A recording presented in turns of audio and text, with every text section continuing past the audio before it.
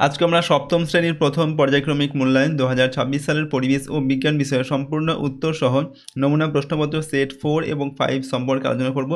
তো চলো এই ভিডিওতে আমরা ক্লাস 7-এর ফার্স্ট ইউনিট টেস্ট 2026 পরিবেশ ও বিজ্ঞান বা সায়েন্স সাবজেক্টের এই প্রশ্নপত্র এবং তার উত্তরগুলো আমরা দেখে নিই। তো ফার্স্ট সামেটিভ ইভ্যালুয়েশনে তোমাদের 30 নম্বরের পরীক্ষা হবে এবং সময় থাকছে 1 ঘন্টা।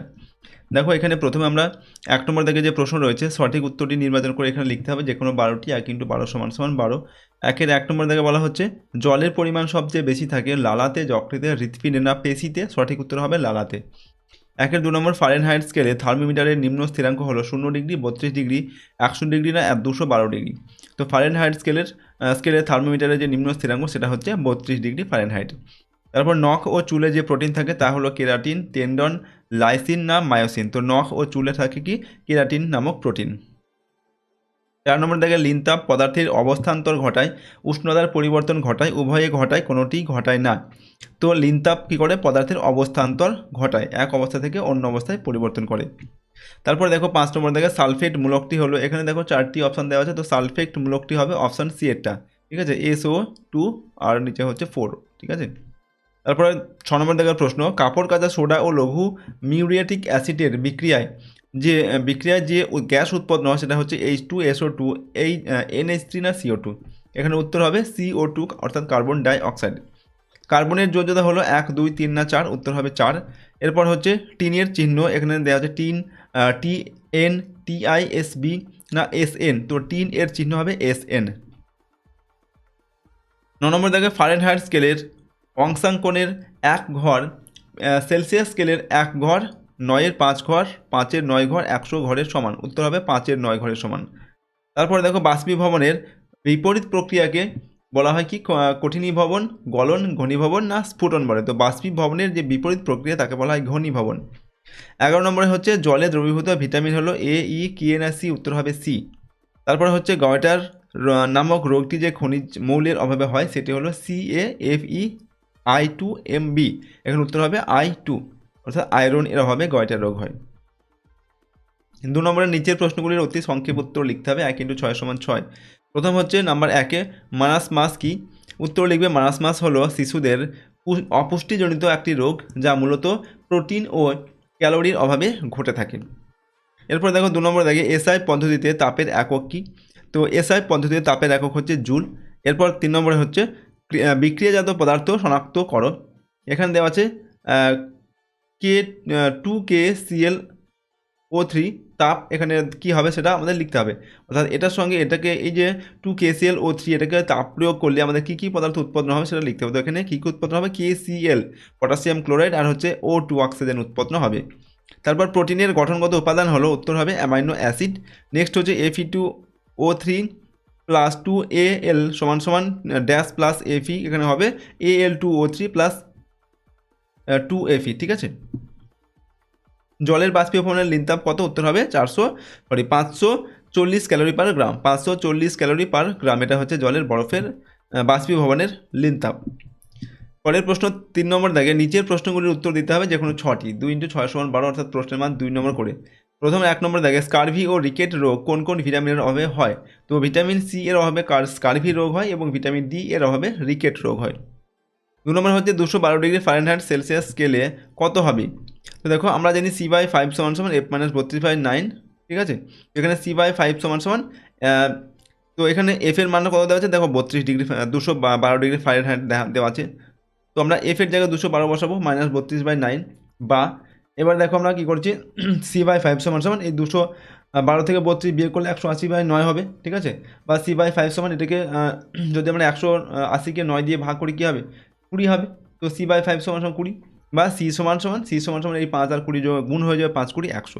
তো C এর মান কত পেলাম? হচ্ছে 100। তো আমরা উত্তর লিখব অতএব 212 ডিগ্রি ফারেনহাইট উষ্ণতা সেলসিয়াস স্কেলে হবে 100 ডিগ্রি। ওকে। তো এইভাবে যদি আমাদের এখানে এই F এর মানটা 212 দেওয়া আছে, যদি অন্য কিছু দেওয়া থাকতো তো একই আমরা পদ্ধতিতে কিন্তু এই সমাধানটা করতাম। আমরা শুধুমাত্র এখানে এই F এর জায়গায় 212 বসিয়েছি, এখানে 212 যে মানটা আমাদের এখানে দেওয়া থাকবে সেটা এখানে বসিয়ে আমরা এই C এর মানটা বের করবো। অথবা যদি C এর মান দেওয়া থাকে F এর মান বের করতে হয়, সেই একই পদ্ধতিতে আমাদের বের করতে হবে, ঠিক আছে।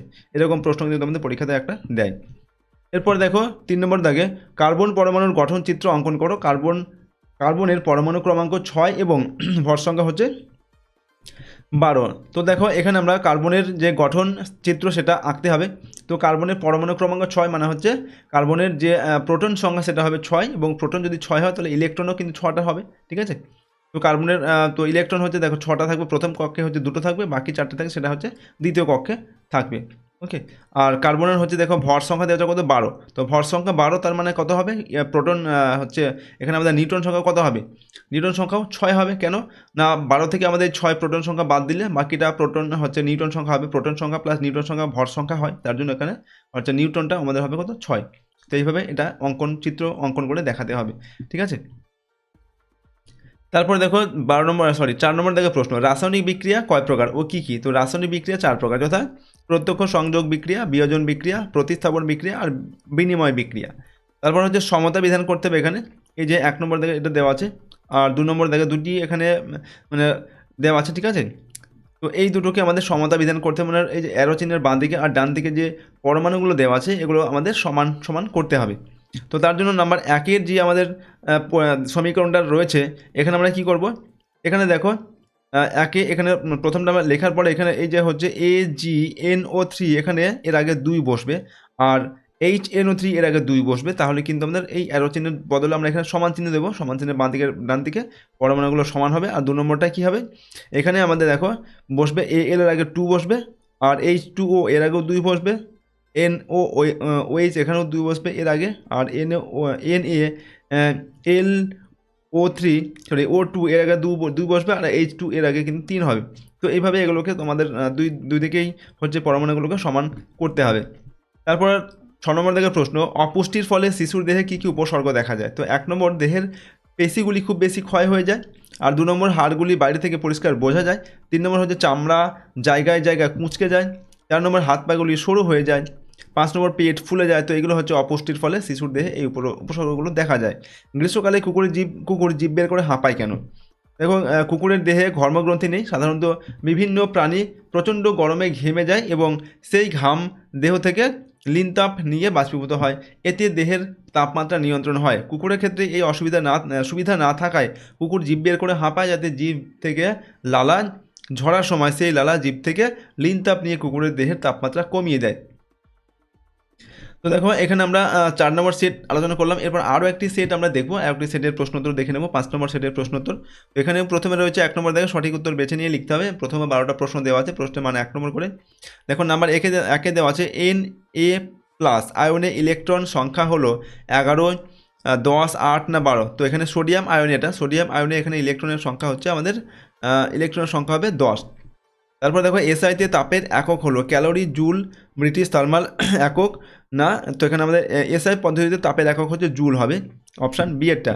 পরের প্রশ্ন দেখো 3 নম্বর দেখো কোনো পরমাণুর ঋণাত্মক চার্জ যুক্ত কণা হলো প্রোটন, নিউট্রন, ইলেকট্রন।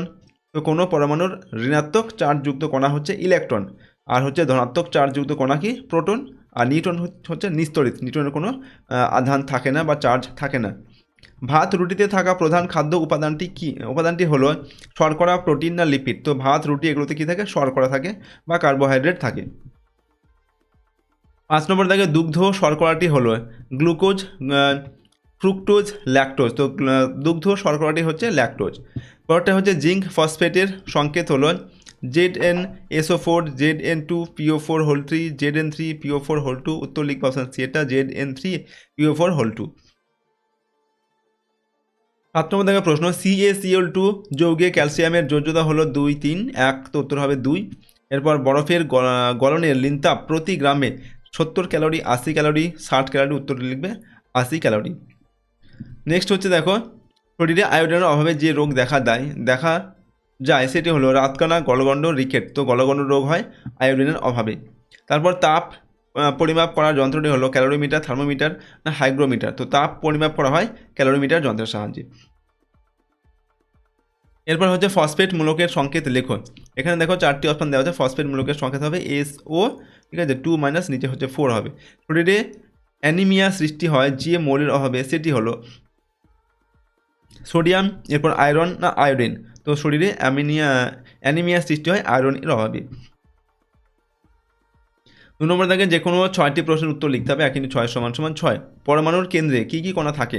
তো পরমাণুর কেন্দ্রে থাকে প্রোটন আর হচ্ছে নিউট্রন, আর ইলেকট্রনগুলি তার বাইরে থাকে, ঠিক আছে, বিভিন্ন কক্ষে। এরপর পরিবর্তনশীল যোজ্যতা দেখায় এমন দুটি মৌলের নাম লেখো। তো তামা, ঠিক আছে, যার সংকেত Cu, এবং লোহা যার সংকেত Fe, এগুলোর পরিবর্তনশীল যোজ্যতা দেখা যায়। তারপর রক্তে কোন জাতীয় খাদ্য উপাদান বেড়ে গেলে ডায়াবেটিস হতে পারে? তো রক্তে শর্করার পরিমাণ বেড়ে গেলে ডায়াবেটিস হতে পারে। তারপর জলের বাষ্পীভবনের লিনতাপ কত? তো জলের বাষ্পীভবনের লিনতাপ হচ্ছে 537 ক্যালোরি পার গ্রাম। 6 নম্বর দেখা হচ্ছে মানুষের চুলে উপস্থিত প্রোটিনটির নাম কেরাটিন, এটা সত্য না মিথ্যা? তো এটা হবে সত্য, মানুষের চুলে যে প্রোটিন থাকে তার নাম কেরাটিন। তারপর পরমাণুতে প্রোটন ও ইলেকট্রন সংখ্যা সমান হয়, সত্য না মিথ্যা? তো পরমাণুতে প্রোটন আর ইলেকট্রন সংখ্যা সমান হয়, এটা সত্য। তারপর কঠিন অবস্থা থেকে বাষ্পে পরিণত হওয়াকে গলন বলে, সত্য না মিথ্যা? কঠিন থেকে বাষ্পে পরিণত হওয়াকে গলন বলা হয়, এটা মিথ্যা হবে। কঠিন থেকে তরলে পরিণত হওয়াকে বলা হয় গলন, ঠিক আছে। তারপর দেখো পরের প্রশ্ন দেখবো আমরা 3 নম্বর থেকে। যে কোনো 6টি প্রশ্নের উত্তর লিখতে হবে, 2 × 6 = 12। প্রশ্নের মান এখানে 2 নম্বর করে। তো নাম্বার 1, শিশুদের অপুষ্টিজনিত দুটি রোগের নাম লেখো। তো শিশুদের অপুষ্টিজনিত দুটি রোগের নাম হলো কোয়াশিয়রকর আর হচ্ছে মারাসমাস। ভর সংখ্যা ও পারমাণবিক সংখ্যা কাকে বলে? তো ভর সংখ্যা কি? পরমাণুর নিউক্লিয়াসে থাকা প্রোটন ও নিউট্রনের মোট সংখ্যাকে ওই পরমাণুর ভর সংখ্যা বলে। আর পারমাণবিক সংখ্যা হচ্ছে মৌলের পরমাণুতে যতগুলি প্রোটন থাকে সেই সংখ্যাকেই পারমাণবিক সংখ্যা বা পরমাণু ক্রমাঙ্ক বলে। তারপরে পরমাণু নিস্তরিত হয় কেন? পরমাণুর মধ্যে থাকা ধনাত্মক আধানযুক্ত প্রোটন এবং ঋণাত্মক আধানযুক্ত ইলেকট্রন সমান সংখ্যায় থাকে বলে পরমাণু নিস্তরিত হয়। নেক্সট 4 নম্বর দেখে খাদ্যের 4টি উপাদানের নাম লেখো। তো খাদ্যের 4টি উপাদানের নাম শর্করা ও কার্বোহাইড্রেট, প্রোটিন বা আমিষ, আর লিপিড, আর হচ্ছে ভিটামিন, এই 4টি। নেক্সট হাতে স্পিরিট বা ইথার ঢাললে ঠান্ডা অনুভূত হয় কেন? তো স্পিরিট বা ইথার আসলে উদ্বায়ী পদার্থ, এই ধরনের পদার্থ খুব তাড়াতাড়ি বাষ্পীভূত হয়। বাষ্পীভবনের জন্য হাত থেকে লিনতাপ সংগ্রহ করে, ফলে হাতের তাপমাত্রা পরিবেশের থেকে কমে যায়, তাই হাতে স্পিরিট বা ইথার ঢাললে ঠান্ডা অনুভূত হয়। তারপর হচ্ছে মানবদেহে প্রোটিনের অভাবজনিত লক্ষণগুলি লিখুন। তো খাদ্যে প্রোটিনের ঘাটতি দেখা দিলে শিশুদের ক্ষেত্রে অপুষ্টিজনিত কোয়াশিয়রকর এবং মারাসমাস রোগ দেখা যায়। নেক্সট হচ্ছে কৃত্রিম রং মেশানো খাবার খেলে কি সমস্যা হয়? তো কৃত্রিম রং মেশানো খাবার খেলে আমাদের নানা রকম শারীরিক অসুবিধা, যেমন হৃৎপিণ্ড, যকৃৎ ও মস্তিষ্কের ক্ষতি হতে পারে। গ্রীষ্মকালে মাটির কলসির জল ঠান্ডা থাকে, ঘটনাটি ব্যাখ্যা করুন। তো মাটির কলসিতে খুব সূক্ষ্ম আণুবীক্ষণিক ছিদ্র থাকে। কলসিতে জল রাখলে সেই জল ওই ছিদ্র দিয়ে চুঁইয়ে বাইরের দিকে বেরিয়ে আসা সূক্ষ্ম জলকণা কলসির দেওয়াল থেকে 537 ক্যালোরি প্রতি গ্রাম হিসাবে লিনতাপ সংগ্রহ করে এবং বাষ্পীভূত হয়। এইভাবে কলসির তাপমাত্রা কমতে থাকে এবং কলসি ঠান্ডা হতে থাকে। ঠান্ডা কলসিতে থাকা জলের তাপমাত্রাও কমতে থাকে, তাই মাটির কলসির জল ঠান্ডা থাকে। নেক্সট হচ্ছে 9 নম্বর দেখে বরফ গলনের লিনতাপ 80 ক্যালোরি পার গ্রাম বলতে কী বোঝো? তো বরফ গলনের লিনতাপ 80 ক্যালোরি প্রতি গ্রাম বলতে বোঝায় 0 ডিগ্রি সেলসিয়াস উষ্ণতায় 1 গ্রাম বিশুদ্ধ বরফের 0 ডিগ্রি সেলসিয়াস উষ্ণতায় 1 গ্রাম বিশুদ্ধ জলে পরিণত করতে বাইরে থেকে 80 ক্যালোরি তাপ গ্রহণ করতে হয়। পরের প্রশ্ন দেখো 10 নম্বর দেখে নিম্নলিখিত সমীকরণ দুটির সমতা বিধান করো।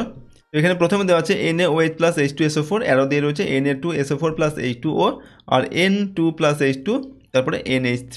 তো এগুলোর সমতা বিধান করতে হবে, দুদিকের পরমাণুগুলোকে সমান করতে হবে। তো দেখো আমাদের প্রথমে এই NaOH এর আগে 2 বসবে, H2 আর ডান দিকে হচ্ছে H2O, এর আগে 2 বসবে। আর এখানে হচ্ছে এটার আগে আমাদের কি হবে, এখানে হচ্ছে H2 এর আগে 3 বসবে আর NH3 এর আগে 2 বসবে। তাহলে সমান চিহ্নের ডান দিকে বাঁ দিকে পরমাণুগুলো আমাদের সমান হবে, অর্থাৎ ব্যালেন্স বা সমতা বিধান হয়ে যাবে। তো এই ছিল তোমাদের ক্লাস 7-এর ফার্স্ট সামেটিভ ইভ্যালুয়েশন 2026 সালের পরিবেশ ও বিজ্ঞান বা সায়েন্স সাবজেক্টের আমরা এখানে 2টি প্রশ্নপত্র নিয়ে আলোচনা করলাম। 4 আর 5 নম্বর, এর আগে 3টি সেট তোমাদের দিয়েছি। তো সব সেটগুলি তোমরা কিন্তু পড়ে নেবে ভালোভাবে, ঠিক আছে? তাহলে তোমাদের এই সেটগুলির মধ্যে থেকে সাধারণত পরীক্ষা প্রশ্ন আসে। তো প্রশ্নগুলো তোমরা প্র্যাকটিস করে রাখবে, ঠিক আছে? আর যদি এই প্রশ্নদের পিডিএফগুলো তোমরা পেতে চাও, আমাদের অ্যাপ থেকে ডাউনলোড করবে। সহজ লেসন অ্যাপের লিঙ্ক ডেসক্রিপশন বক্সে দেওয়া আছে। পেইড কোর্সের মধ্যে এর পিডিএফগুলো থাকবে, চাইলে তোমরা সেখান থেকে নিতে পারো। প্রথমে তোমাদের অ্যাপ থেকে ডাউনলোড করে রেজিস্টার করে নিতে হবে, তারপর সেখানে তোমাদের লগ ইন করতে হবে অ্যাপের মধ্যে। তারপর অ্যাপ থেকে তোমরা যে কোনো পেইড কোর্স নিতে পারো, অথবা যে ফ্রি কোর্সগুলো সেখানে দেওয়া আছে সেগুলো সেখান থেকে তোমরা দেখতে পারো। ওকে, তো আজকে আমরা এই ভিডিওটি এখানে শেষ করছি। সম্পূর্ণ ভিডিওটি দেখার জন্য অসংখ্য ধন্যবাদ।